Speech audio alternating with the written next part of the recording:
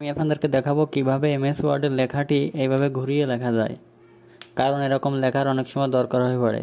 তার জন্য প্রথমে আমাদের যেতে হবে ইনসার্ট মেনুতে, তারপরে ওয়ার্ড আর্টে যেতে হবে এবং 3 নাম্বার ওয়ার্ড আর্ট সিলেক্ট করতে হবে এবং এইখানে ল্যাঙ্গুয়েজটা সিলেক্ট করতে হবে, সুতনি এমজে দিতে হবে।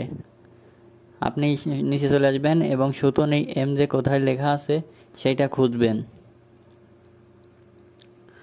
এসের ঘরে আছে, এই যে আমি পেয়েছি সুতনি এমজে, এইখানে ক্লিক করবেন এবং এইগুলো কেটে দিবেন সব।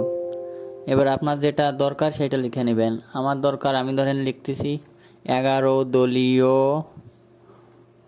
ফুটবল টুর্নামেন্ট, এটা আমি লিখব।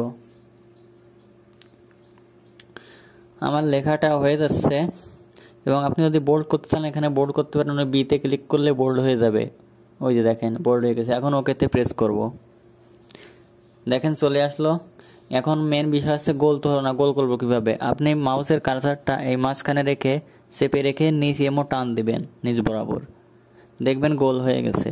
এখন আপনি যদি বড় করতে চান তাহলে এই কোনায় কার্সারটি রেখে এরকম টান দিবেন, তাহলে আপনার বড় হয়ে যাবে। এখন মেন বিষয়, পজিশন মতো তো বসলো না, এটা আমি সরাবো কীভাবে। আপনারা টেক্সট ওয়ার্পিংয়ে যাবেন এবং বিহাইন্ড টেক্সটে ক্লিক করবেন। দেখেন এখন আমি যেখানে ইচ্ছা সেখানে আমি এটি সরিয়ে যেখানে ইচ্ছে সেখানে পাতাতে পারবো বা বসাতে পারবো। আপনার যতটুকু দরকার, যেখানে দরকার সেখানে এভাবে বসাতে পারবেন।